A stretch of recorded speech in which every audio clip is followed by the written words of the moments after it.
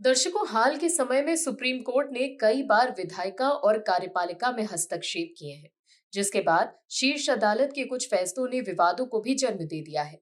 कुछ समय पहले उपराष्ट्रपति जगदीप धनखड़ ने कुछ ऐसी टिप्पणियां की थी जो भारत की संवैधानिक स्थिति को लेकर एक नई बहस को जन्म दे चुकी थी। उपराष्ट्रपति के मुताबिक भारत की न्यायपालिका, खास तौर से सुप्रीम कोर्ट, अब मात्र न्याय करने तक सीमित नहीं रह गई है, बल्कि उसने अपने को सुपर पार्लियामेंट की भूमिका में स्थापित करने की कोशिश की है। उपराष्ट्रपति जगदीप धनखड़ के बयान के बाद सियासी गलियारों में ही नहीं, बल्कि देश के आम लोगों में भी हलचल मच गई थी। बीजेपी के फायर ब्रांड नेता निशिकांत दुबे ने भी सुप्रीम कोर्ट पर सवाल उठा दिया था। निशिकांत दुबे ने कहा था कि अगर फैसले सुप्रीम कोर्ट को ही करने हैं तो संसद को बंद कर देना चाहिए। वहीं अब सीजेआई गवाही के शपथ के बाद सुप्रीम कोर्ट को लेकर बड़ी खबर सामने आई। क्या है पूरी खबर, बताते हैं आपको इस रिपोर्ट में। दरअसल जस्टिस भूषण रामकृष्ण गवई ने बुधवार को भारत के 92वें चीफ जस्टिस के रूप में शपथ ली। राष्ट्रपति द्रौपदी मुर्मू ने उन्हें शपथ दिलाई। प्रधानमंत्री नरेंद्र मोदी और कई वरिष्ठ नेता इस समारोह में शामिल हुए। जस्टिस गवई ने जस्टिस संजीव खन्ना की जगह ली है, जो चीफ जस्टिस ऑफ इंडिया के पद में मंगलवार को रिटायर हुए। दर्शकों, सुप्रीम कोर्ट को लेकर जो खबर आई है वो ये है कि राष्ट्रपति द्रौपदी मुर्मू ने सुप्रीम कोर्ट से कई सवाल पूछे हैं।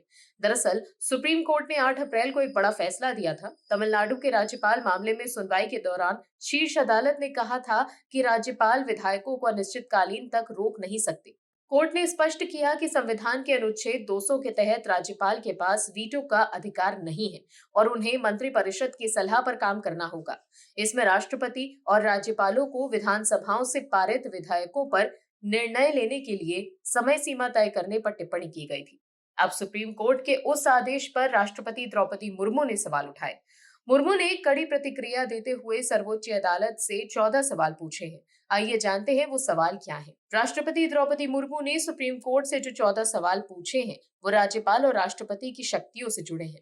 ये सवाल संविधान के अनुच्छेद 200, 201, 361, 143, 142, 145(3), 131 से संबंधित हैं। इन सवालों में पूछा गया है कि राज्यपाल के पास क्या विकल्प है जब कोई बिल उनके पास आता है। क्या राज्यपाल मंत्रिपरिषद की सलाह मानने के लिए बाध्य है? क्या राज्यपाल का विवेकाधिकार न्यायिक समीक्षा के अधीन है? दरअसल इस मामले की शुरुआत तमिलनाडु के गवर्नर और राज्य सरकार के बीच हुए विवाद के बाद हुई है। गवर्नर ने राज्य सरकार के बिल रोक दिए थे। सुप्रीम कोर्ट ने 8 अप्रैल को आदेश दिया था कि राज्यपाल के पास किसी भी तरह का वीटो पावर नहीं है। कोर्ट ने ये कहा था कि राज्यपाल की ओर से भेजे गए बिल पर राष्ट्रपति को 3 महीने के अंदर फैसला लेना होगा।